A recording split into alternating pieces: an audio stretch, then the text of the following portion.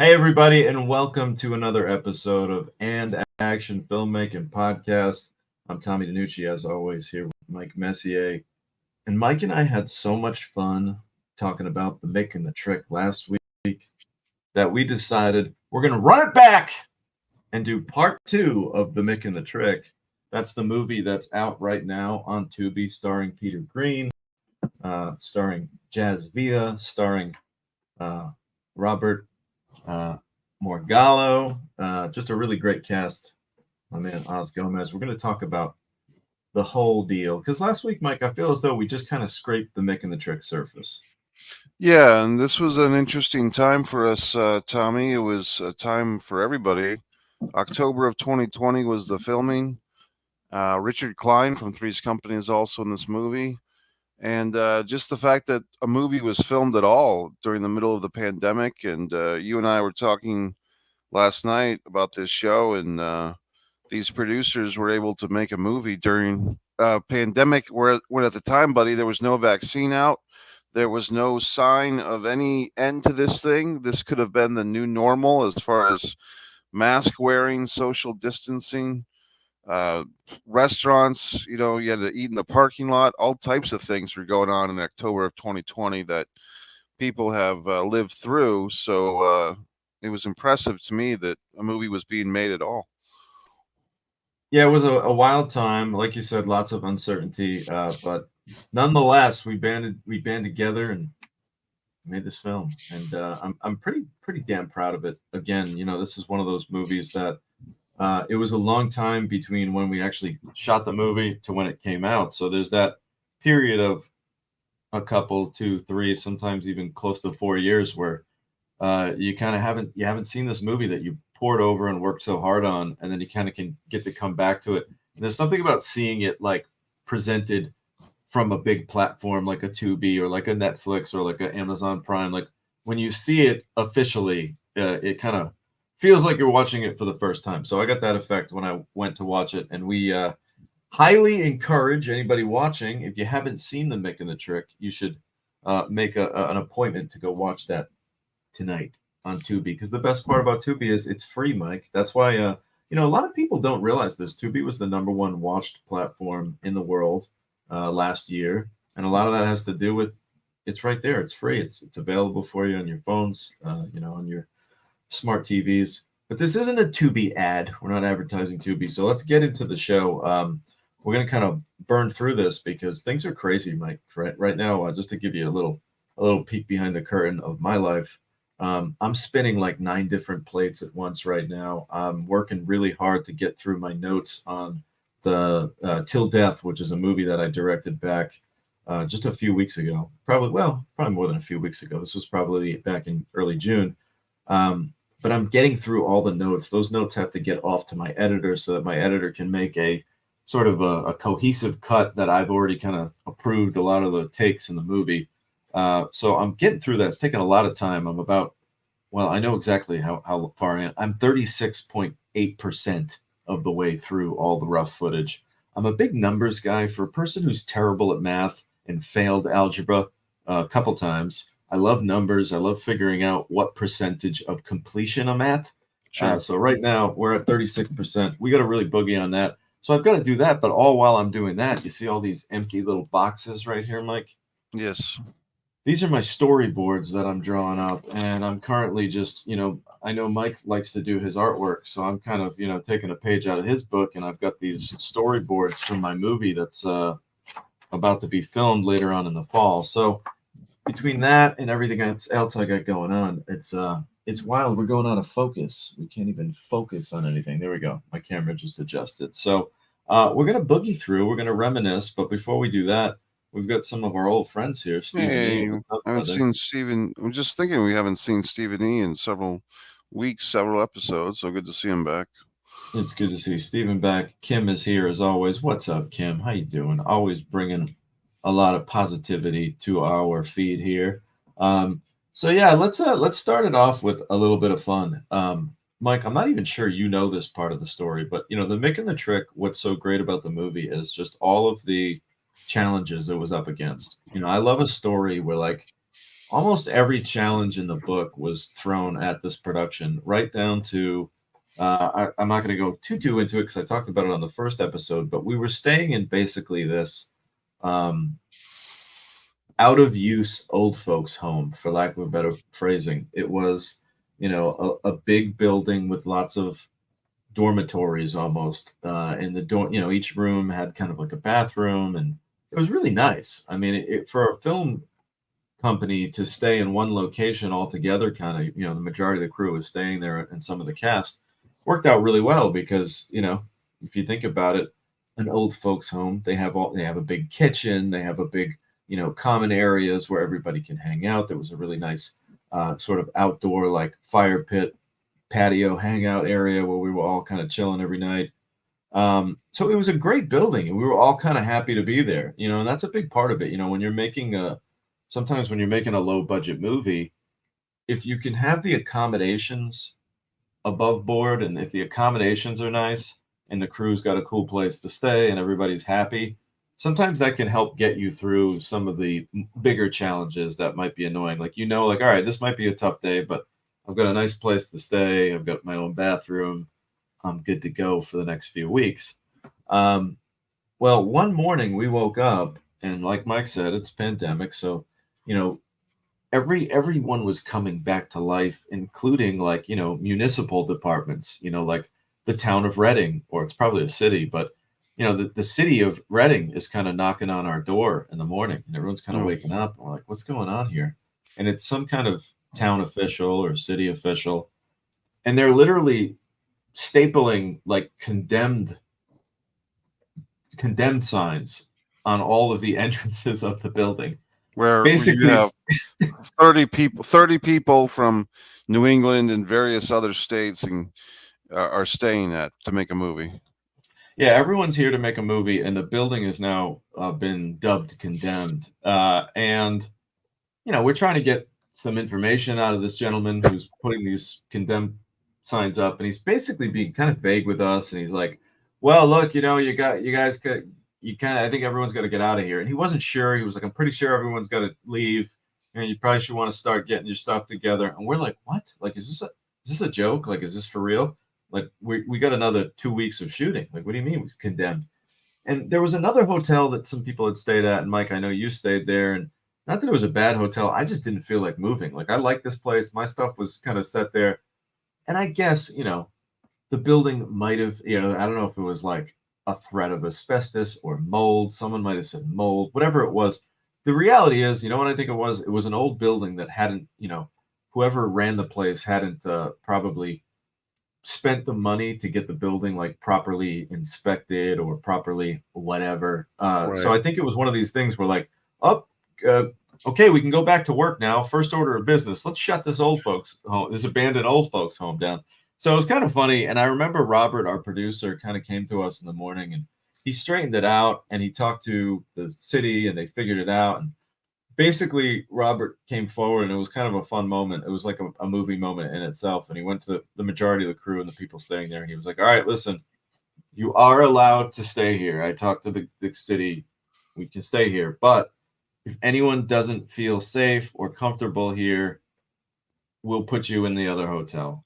And I remember, like, this is where the scene of the movie, I was like, "Well, I'm not going anywhere." And then everybody else was like, "Well, we're staying here too." "Well, I like my room. I'm not going. I don't want to move. I don't feel like so." After all that, I think maybe one person decided, "Oh, I don't know about this mold thing," and left. The way I see it is, I smoked cigarettes for almost 20 years, so I don't anymore. But I feel like my lungs are pretty, pretty built up. I Yeah, can they've I can last. I'll stand a little mold if I have to.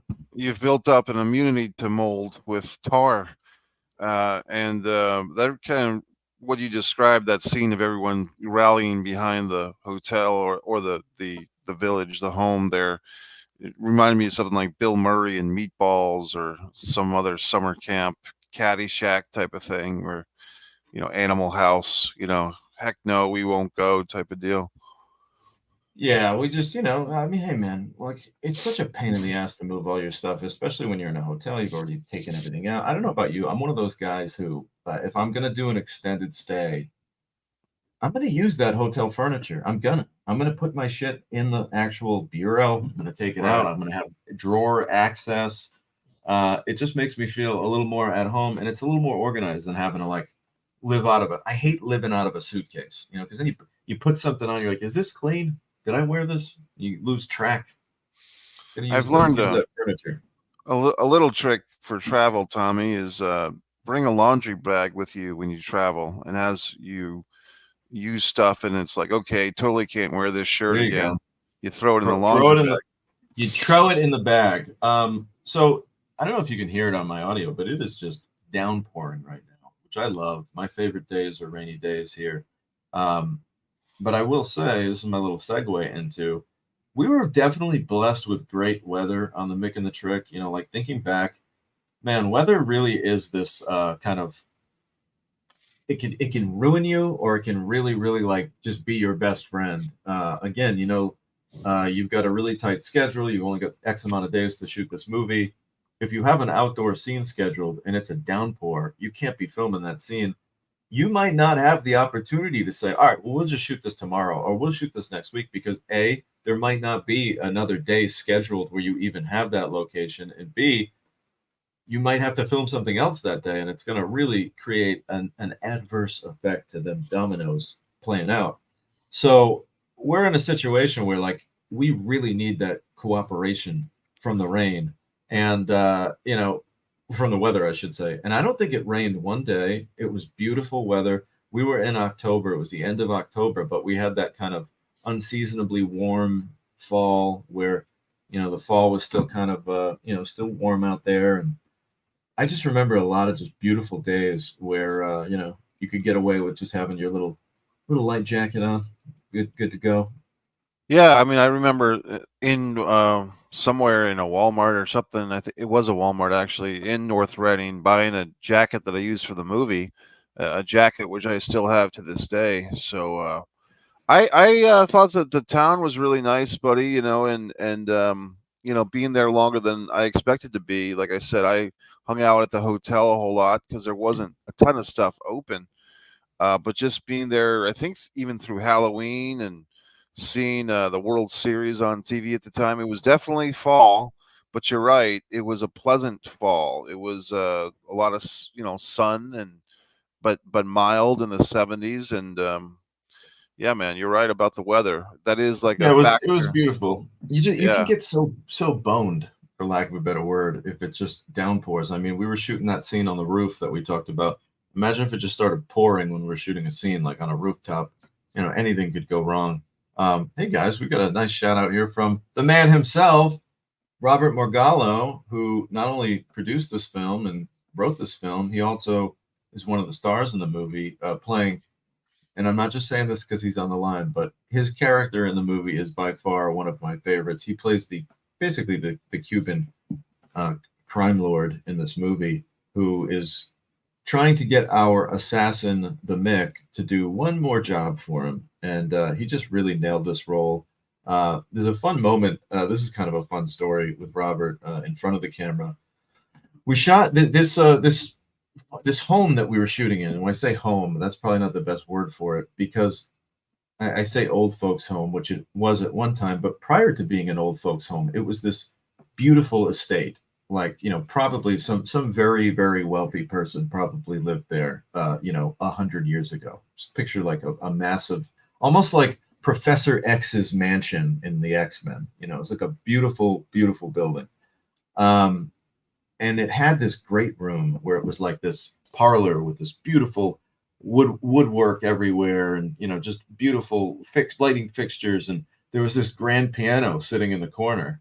And I remember we finished early one day. It might have even been the first day of production or the second day of production. It was early in the shoot, and I remember we finished really early, and there was this piano in the corner.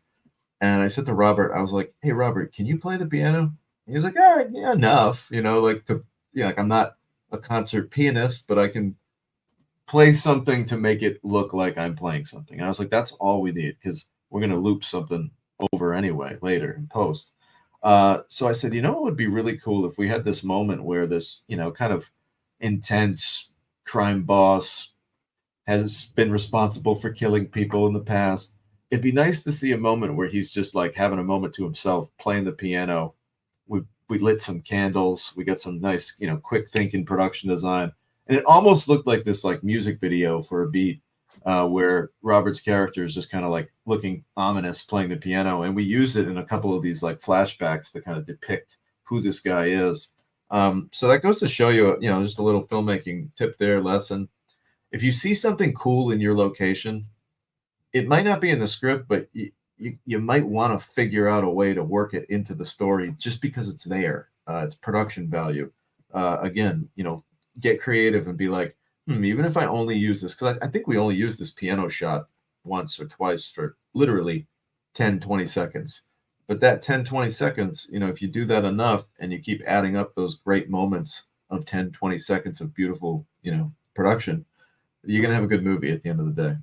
Yeah, creatively and production value wise, anything you can get that's impressive and makes sense of the story. First of all, Charlie Short Films, our buddy there. I think Charlie's from the UK, correct? Yeah, Charlie's from across the pond. It's nice to see him. Steven says no wig today, Tommy. He's referencing, if you go on my Instagram at Tom DiNucci, I just posted a little behind the scenes video. I did a pickup shot of a scene that was added to a movie that I filmed back in March, that Glenn Ciano directed, by Hyperborea Films. Chad Verdi Jr. produced, and Paul Luba. And I got the call, and they were like, Tommy, we need you back. And I know you cut your hair. I had like hockey hair. I had like a mullet when I shot this thing, like long curly hair. And I was like, oh man, I got this short hair now. And sure enough, we got ourselves a wig. Glenn Ciano, whose father, Glenn, is actually a barber. So Glenn, has some skills with the scissor. Yeah. Glenn was actually able to cut that wig down, and it looked pretty damn good. Like, we put a hat on it, and as they say, I don't think anyone's going to be the wiser. Movie magic. And I mean, yeah, little movie magic, brother. I think at the end of the Pretty in Pink movie with Andrew McCarthy, they did the same thing because they had added a scene at the end of Pretty in Pink months after filming the whole other movie, and McCarthy had got a haircut. So you're in good company there, buddy, with the haircut trick. Shout out to Weekend at Bernie's. And we just learned that our dear friend Charlie is from Holland. Come on, we should know that. We should know that now. We get that committed to memory from now on. Another fun aspect of this movie was, I remember the last day of the shoot was on Halloween. I'm pretty sure it was either the last day or the second to last day. Yeah. And does that sound right, Mike? Were you there for Halloween? Well, I definitely know that I watched the end of the World Series of 2020, which had like either no audience in the live, baseball stadium, because we're, like I said, it was pandemic. So typically World Series for the last 10 or 20 years, there is a game on Halloween night, which is kind of interesting. So this makes sense because I got there at mid-October and stayed through the towards the end of October at least. So yeah. Yeah, it was fun. Some people dressed up. Anytime, like, it's always like, it reminds me of like Spirit Week in high school. Right. When you like, today's like school colors day, tomorrow's gonna be hat day. Yeah, when it's Halloween, everybody has a little more fun on set. We were wearing masks anyway, so I think I went to the Walmart and I bought a werewolf mask, and I showed up to set in that, and that was kind of fun. Yeah, Robert just confirmed our last day was Halloween. And I just remember that being one of the longest days of production ever. And it was really cool. Again, like, Robert and Oz kept the pedal to the metal. A lot of producers would have been like, all right, listen, at X o'clock, we need to shut this thing down. And they were basically, early on, I remember early in the day, it was probably like a 12-page day or like a 13-page day. And I remember just telling Robert and Oz early, like, I think we're probably going to go over. We just have so much left to shoot. And I remember them just being like, just shoot it. This is it. Like, we got everybody here. It's the last day. Basically, and I don't mean this in like it wasn't in like a bullish way or like in a, aggressive way, but it was basically like, look, as long as the crew is here and they want to keep working hard and completing our day, let's go out and get it. And, it was safe. We weren't doing anything dangerous. It's not like we had massive stunts or anything like that. It was just a lot of work that we had to get done. And we just pushed and pushed. And I want to say that was like a 14 or 15-hour shoot day from start to finish. But we got it all in, we wrapped. And then that was one of these days where I'm trying to think, because it's all coming back to me now. I'm pretty sure it was an overnight, our last night. And I think we started on Halloween night, like right around probably like, I think it was like a 5 p.m. call time or something like that, 5 or 6. It was like just got dark. And I remember we shot, sun was up. It was like 7 or 8 in the morning. We filmed there. And then this is the crazy part. Here's where the story gets nuts.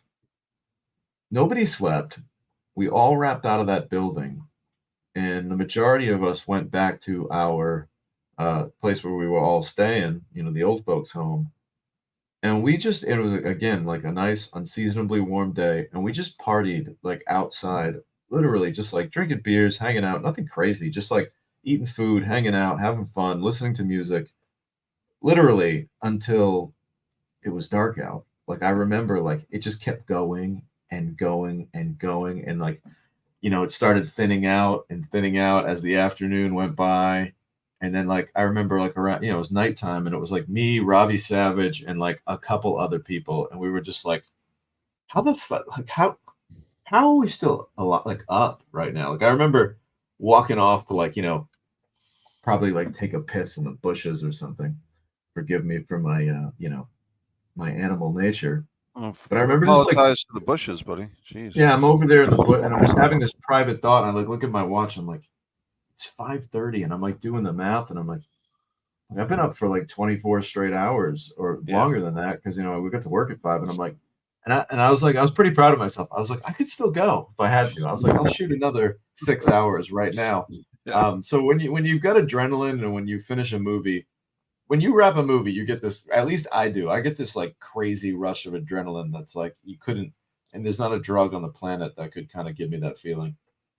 Yeah, and I mean it's a testimony to the cast and crew involved on this one that people had their energy, kind of peaking even when wrapping up, which is good because a lot of times people, buddy, just don't understand if they haven't been on a film set. Like it's a unique animal as far as work goes.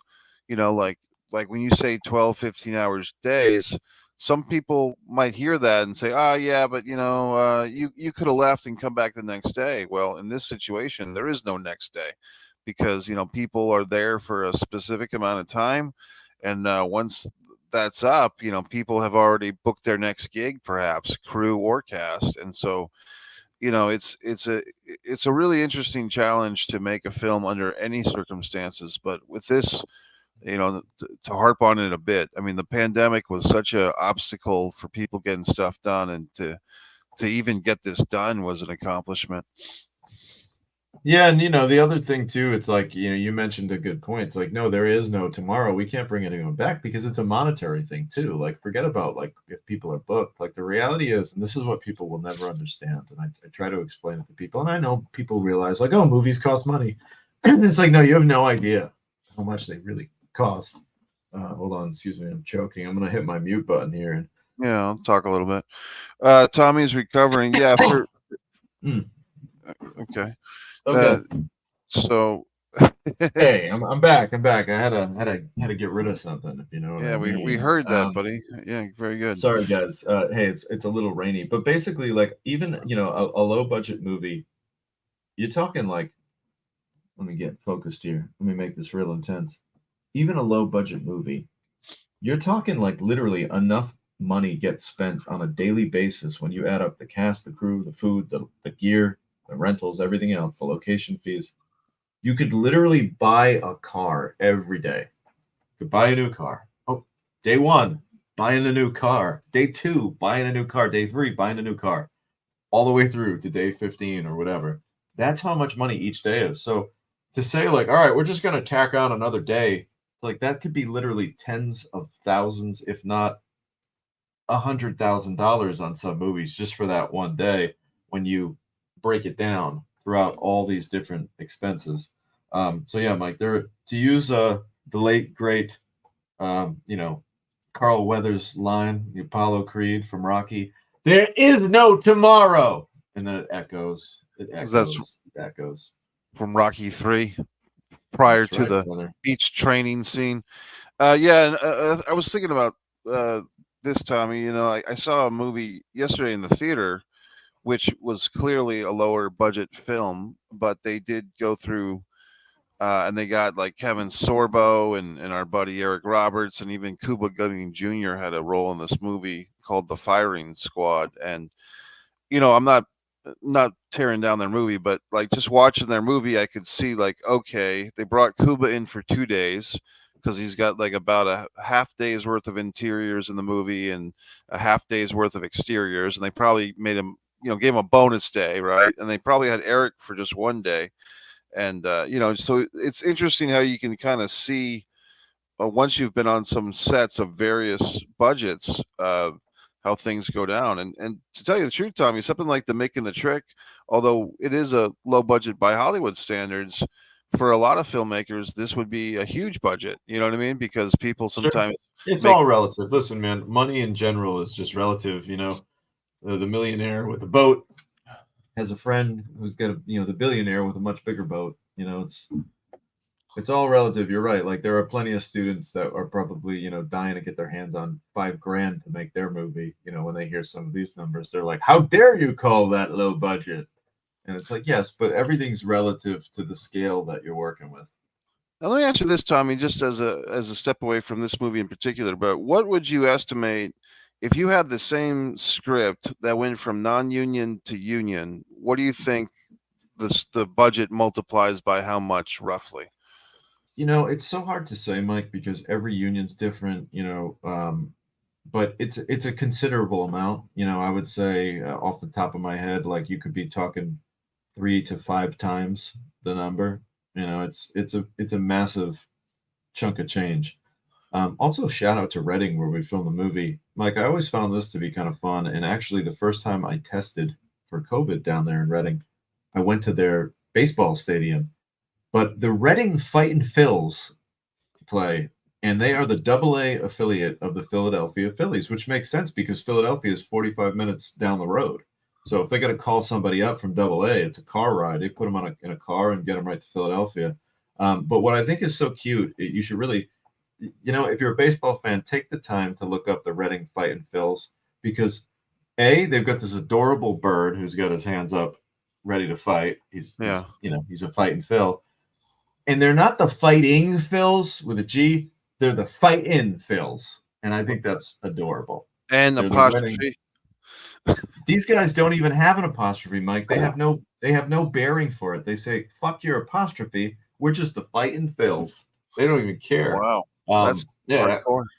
They're really hardcore. But yeah, so Reading's a cool town, and also I'm sure if you played Monopoly, I'm a little bit of a Monopoly mark myself. But take a ride to, we call it Reading Railroad. All these times we've been playing Monopoly, we've been saying Reading Railroad. It's right. Reading Railroad. That's the railroad they're talking about. So I thought that was a really cool.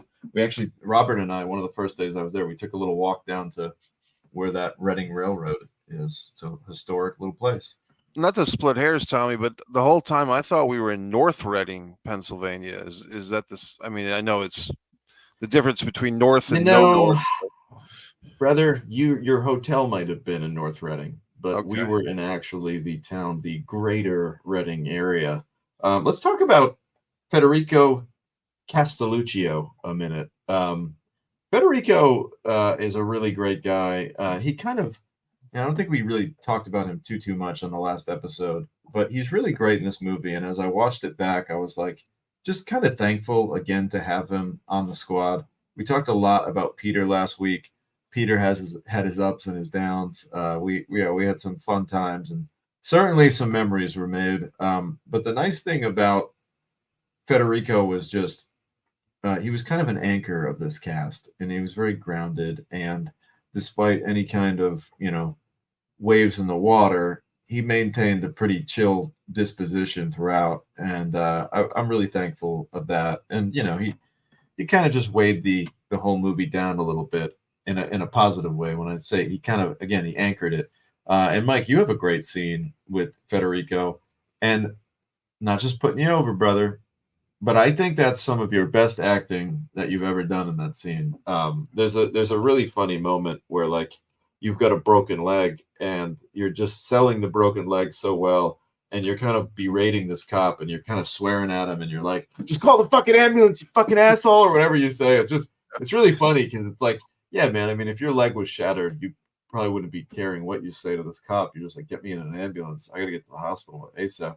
So it was really well done. And I think Mikey Messier fans, go check that scene out. And that was a great scene with Federico. I don't want to give away what happens, but there's a fun little rug pull at the end of the scene. So Federico was really cool. What were your thoughts working with Federico? Did you like working with him or what?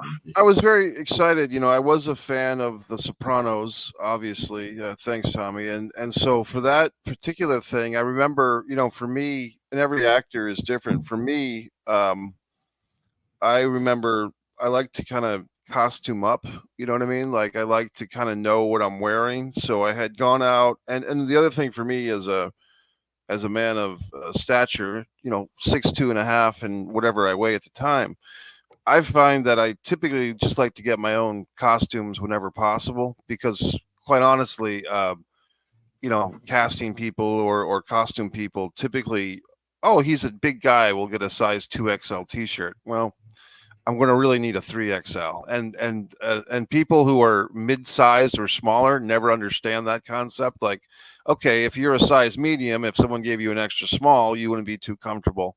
So why would it be any different between a 3XL and a 2XL? But you know, people of average size think that us bigger people don't. We feel it even worse. You know what I mean? When you have the wrong size. And anyway, so I remember just making a point of going out and getting my own outfit, which basically was like this old school jean jacket from Walmart. It was very affordable, and I still used it after the shoot. And I do want to give credit to you and also our buddy Nick Principe, because he really took a hit for me as a stunt double. And I don't want to give it away too much for the people that haven't seen the movie yet. I know Kim. No, I think we can give it away. That's a fun one. We can give it away. Well, I was very happy that you know, you had written in, or the gentleman had written into the script that my character gets hit by a car. And Nick Principe, you know, who's even taller than I am. You've got a lot of big friends, Tommy. So I'm about 6'2". Well, I got a big mouth. I got to surround myself You with need big to be friends. like Jimmy Hart with like the anvils, you know. And so Nick is what, 3 or 4 inches taller than me, or at least 2. Nick's a good 6'6", brother. He's like almost 4 inches taller than you. He's a monster. So, but the way that this was edited and filmed, it's pretty smoothless, you know. So it seems like I take this hit with the car, but that's all Nick. Yeah, it's amazing, man. Angles are so impressive, and not just angles, like, but what people don't realize is that the speed that a stunt takes place in. You're literally talking about like 2 seconds, and it's really hard. The eye can easily be tricked in those couple seconds. But yeah, let's talk a little bit about that stunt because that was a lot of fun. There's a funny kind of story to it. I remember, you know, that was part of, you know, Robert, Oz, and I got together. And if you remember, there was this big there were a couple of like more intense scenes that required some car stunts. And I remember we were like, all right, well, listen, we can't do the car stunts, but what we can do, since we have Nick Principe here, is we can do a car hit stunt. You know, he's very comfortable doing, you know, literally, you know, people are like, how do you do that? Do you cheat it with the angles? It's like, no, you hit the guy driving about 10 miles an hour with the car, and he's wearing a back pad, and he knows how to roll up onto the hood and take it in such a way where the majority of the concussion will be cushioned by his back pad and not his head or his arm or whatever. So Nick knows what he's doing, and we get ready to go. And this is just, it's so comical, man. It's so funny when you think about these things. And there's a lesson to be learned here. So everybody pay attention if you want to do some car hit stunts. First take out of the gate. We're not even shooting. Nick goes, I just want to feel it. Let me just kind of rehearse one. And in my mind, I'm just thinking, and it's one of those things where you don't want to step on anyone's toes. It's like, well, he's the stunt guy. He's coordinating the stunt. He knows what he's doing. But in my mind, I'm like, Nick, you're 260.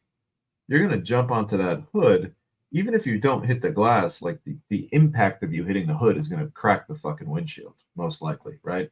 But forget it, Tommy. You're just the director. What do you know? You know, just forget it. Let him do the rehearsal. Boom, he comes right out, and I think we rolled on it. I think we were rolling on it. But he was like, I'm not going to go too hard so it won't break. Okay, first take, boom, goes out, smack, crack, spider glass everywhere. The whole windshield just spiders out. And we were like, all right, well, I guess we got that one. And luckily, we totally did get it. And we were able to do it again and again from different angles so that we didn't reveal that the windshield was cracked. And we were able to, again, little editing tricks. We were able to put the camera inside the car, and we got a really great shot of Nick's back hitting the windshield and then rolling off.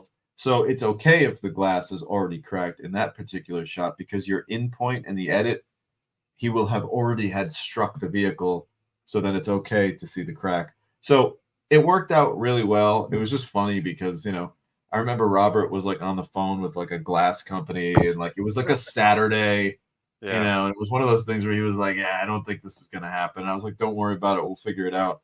But yeah, that was he just stunts are unpredictable and fun. And yeah, Robert just said here, he goes, that was a one take scene where the glass broke in the car. Yeah, we were like, all right, we got it.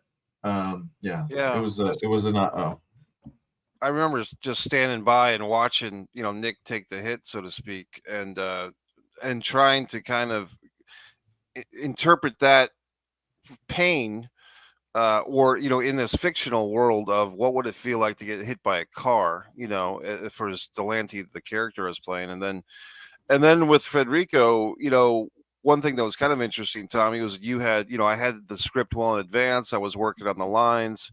It's a pretty good back and forth little, verbal exchange between these two characters that are both tough guys. They're both kind of seedy characters, my character and Federico's character. And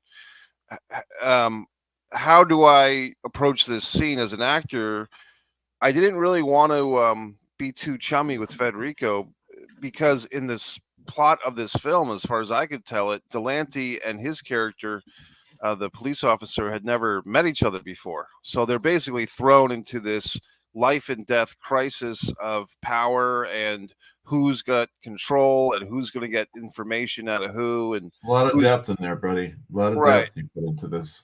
Well, yeah, you try to do your job. So I mean, basically, it's like, how do I approach this as an actor? Well, my theory was, I don't want to chummy up to Federico before the shoot. I don't want to say, "Hey, buddy, you want to run lines?" Because, in my opinion, normally I would do that. But for two people that are coming into it, two characters that are coming into a life and death situation, they wouldn't have a rapport. They wouldn't have a chumminess. They wouldn't have a chemistry. All that would have to take place in the moment. So my approach to the scene, which I tried to do, was to do that. And then I know once we started filming scene, Federico and I weren't exactly on the same page for our lines. So maybe that theory didn't work altogether, but somehow it came through that I Yeah, I think, remember you guys were stepping on each other a lot. well, yeah, and I think that's because, and this is how I saw the situation, Tommy. You can tell me if I'm wrong or right, but he's obviously the more experienced high level actor. He's been on HBO for weeks at a time. He's been in bigger productions than I have. So my feeling is, and he's got a bigger role in this movie, in the Mick and the Trick. So my feeling is, I'm kind of the undercard guy who I've got to kind of go to, the main event guy. And it's up to me to kind of make him comfortable with the scene. But like I said, my interpretation as an actor is, this is not a comfortable scene. This is an antagonistic, in the moment, visceral Yeah, and situation. listen, and I'm not saying you're doing it right or wrong. I just think that a lot of actors are different, and every actor has a different approach, and how you want, like that's more of like a method approach that you took, where you physically did not want to even associate with this guy, so that there could be some level of authenticity to the scene. Whereas there are other actors who can go right up to Federico and say, "Hey, pal, how are you? Where are you from? New York? Oh, great. Yeah. Oh, did you try the turkey sandwich? Yeah, it was really good. All right, yeah, let's do this thing," and they can flip the switch and turn it on. So it's just like a preference. You know, I know some actors that really like to be in it, and they'll, you know, if the character has an accent, you're not going to ever catch them doing anything but the accent the whole time that they're on set. Or, you know, if they have a certain gait, you know, if they walk a certain way, they're going to just be walking like that the whole time. So everyone's different, Mike. And hey, man, if that works for you, as they say, whatever it was worked, because he turned in a really great scene, and I thought it was terrific. And I don't think the steppage, again, if you don't know what steppage at home, if you're listening to this, steppage is when it happens in movies and it happens on walkie talkies, and it's when two people are talking at the same time. And listen, a lot of times in scenes, it's okay to have steppage. There are a lot of moments in real life. You know, real life isn't like you must be holding the ruler to speak. Okay, I'm going to say something. Now I'm handing it off to you. We're always talking at the same time, and that's what can look really authentic. However, steppage can be a real problem in the editing room because there might be a portion of one take that you want, but you can't use that from this side because this guy's talking over it, and now I have to do some Frankenstein style editing just to make this work from an audio standpoint. So as much as like in a two shot where you have both actors represented in the scene, steppage is okay. We can see them both talking. But if you have one actor on camera and one actor off camera, and then there's steppage, that ain't gonna fly because now it's like the person watching the movie is gonna be like, wait, who's they're gonna be confused a little bit. And there's a great old adage, Mike: if you confuse them, you lose them. So you know, that's why we just want to avoid steppage. But yeah, that's a great scene, and let's everybody take a look at it. You know, go watch Mikey's work. Mike, if I were you, brother, I don't know how you haven't already done this. I would take that scene and cut it up, or record, put it on all your platforms and your YouTubes, and put that shit on your reel. Shout it from the mountaintops. Let's talk about my dear friend Armin Garrow real quick as we wind things down. We got about another 15, 20 minutes here on the show. So I just want to talk about my friend Armin who came in. And, you know, one thing that's kind of fun about this movie is Armin does a Cajun accent. Yeah. And it's really unique and really fun. And he has this whole bit. And you know, that's another case where like sometimes when you cast certain actors, you just get such a bonus, man. And Armin was just such a he comes with so much, you know, like Right. he had this moment where, you know, all of these prostitutes basically come into his garage and he's sort of arranging each prostitute with a different worker of his. It's like his gift to his employees. Like, I've got these girls for us. And he, you know, originally in the script, it's very small. It's kind of just like, you know, he kind of like points them out and they, okay, you go with him, you go with him. But in this movie, he did this whole limerick and he wrote this whole like kind of sing-songy monologue about who should be with who and the reasons why. And it was really great. And again, that's just like extra bonus work that you get from Armin. And he was really great. And the Cajun accent was kind of funny because I remember he came to me with it. And he said, Tommy, what do you think about this guy having like a Cajun accent? Like, you know, maybe he's on the run, you know, like he was a criminal from down south. He had this whole backstory. Like he's a criminal and now he's moved and now he's working with these guys up here in New York. And, you know, he's not from around here. And, you know, New York's this melting pot with there's all different types of people in New York. And, you know, why couldn't there be this Cajun guy who's got this wrecking service? And I was just like, hey, let's do it. You know, in my mind, I'm like, hey, it's pandemic time, and you got your ass in a car and drove 6 hours all the way down to Pennsylvania to be a part of my movie. If you want to come to set and do something unique and bring something different to the table and play a character that you've never played before, who am I to say no to that? So I was all for it. And I remember I showed it to Robert and Oz. I was like, hey, what do you think of this accent he's going to do? And they liked it too. So I was like, hey, if Robert likes it, Oz likes it, Armin's happy doing it. Fuck it. We got a Cajun man in New York.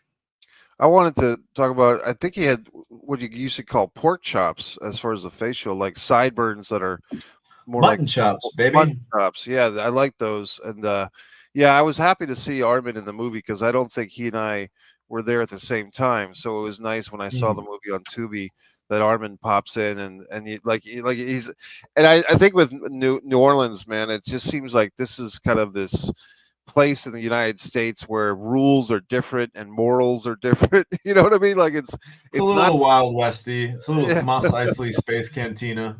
it's not the Midwest, it's not the farmer's daughter, you know, it's just a different type of atmosphere, and I think Armin kind of personified at least one rendition of New Orleans. So I enjoyed his performance quite a bit. Yeah, and you know what, man, listen, I the word fun gets thrown around way too much. I personally don't like fun. I think fun is bullshit. But I will say this, you can tell Armin really genuinely had a lot of fun playing that part, you know.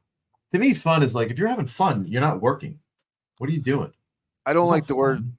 I don't like the word silly. I was talking to our Yeah. buddy Kim Kaling the other day. Dropped the word silly, and I instead of answering her question about whatever she was talking about, I went on a rant that I don't like the word silly. I find the word silly to be silly. I find it What to if be. what if you smack someone silly? I find it to be diminishing.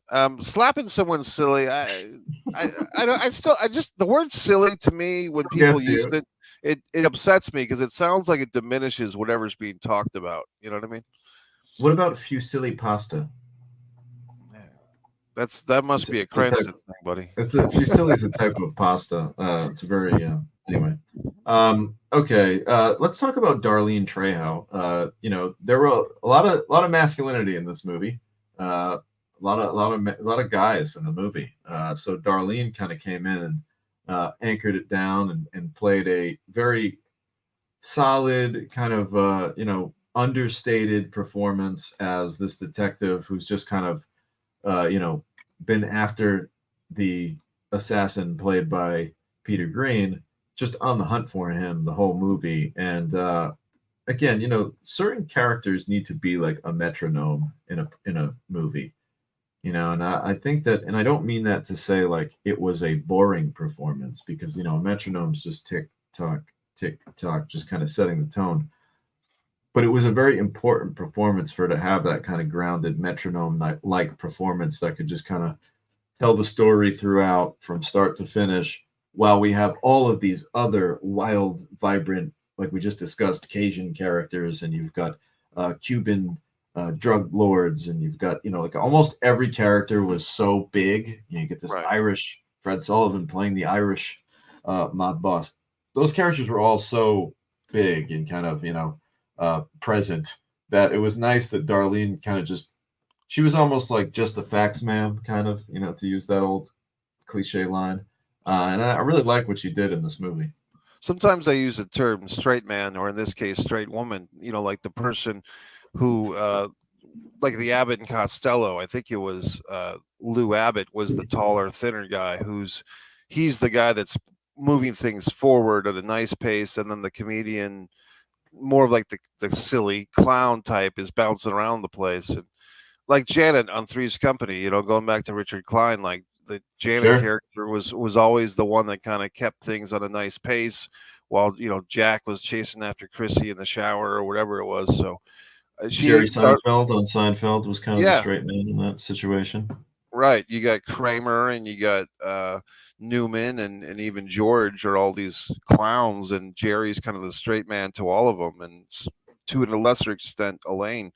But with Darlene's performance, she it's an interesting, when people watch this movie, if they haven't already, you'll see that revelations is kind of a word that I would see for this movie. Like the Peter Green character, the Mick, he has a revelation that, like, hey, all these people in this town are against me, but the one person who's kind of with me, i.e. the Trick, what's her motivations, and what does she want, and why is she being so nice to me, why is she saving my life? And then the revelations with Federico's characters, like, oh, this guy that we thought was this beacon of good and justice, there's something going on with him that we didn't realize. So, the revelations that different characters have about the other characters throughout the film, and even with Richard Klein, uh, so his character of the police officer. So it's interesting stuff, and I know that Yeah, these I do gentlemen. think, not to cut you off, but just to talk about Richard Klein, because I don't know that we'll ever mention him again on the show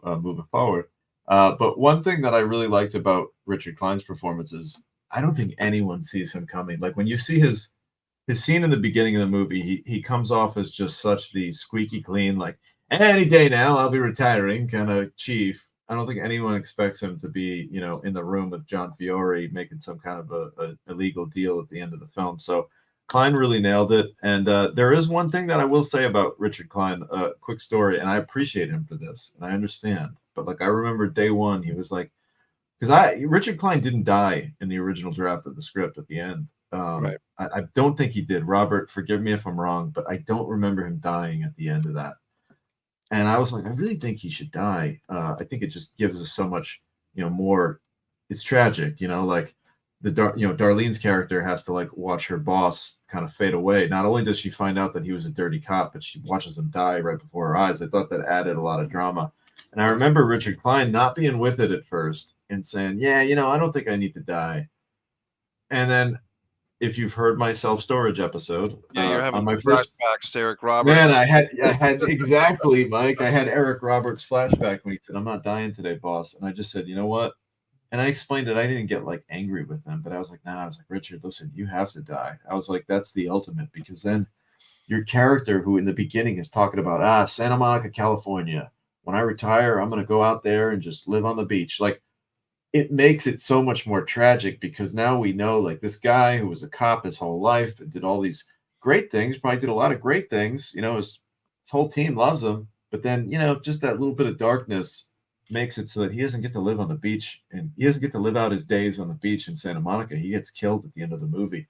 And when I explained that to him as an actor, he realized, like, I saw the light bulb go off in his head that like, oh wow, that actually does make my character cooler now, rather than what he gets taken away in handcuffs and goes to jail. Fuck that, right? He's dead. And I think that was really cool that he appreciated, like he understood it. I mean to make prejudgments on these folks, but it kind of seems like, is there a trend here with Eric Roberts and now this situation where these actors are always thinking, hey, there might be a sequel to The Mick and the Trick, or there might be a sequel to Self-Storage, so I want that return engagement, that follow-up paycheck and follow-up movie to be in the sequel, so I don't want to be killed, so it's kind of an odd compliment. Yeah, it could be. I think it's that, and I think also, I think death scenes aren't, and I'm not saying that Richard was trying to get out of this death because he couldn't do it, but death scenes are challenging, and if you don't film them right, death scenes can look really silly. They can look dumb. They can look. Oh, I'm sorry, Mike. I said silly, but they can look. I saw you get triggered over there when I said it. But yeah, death scenes can be difficult, so I can see why he'd want to avoid it. But it was cool that he got it. All right, I want to wrap this up now, and I just want to talk about a very important aspect that, just like on our podcast, how we're kind of glossing over this. This is the biggest part of filmmaking that always gets glossed over, and that's post-production. So we're going to spend about 5 minutes just talking about the post-production aspect of this whole project.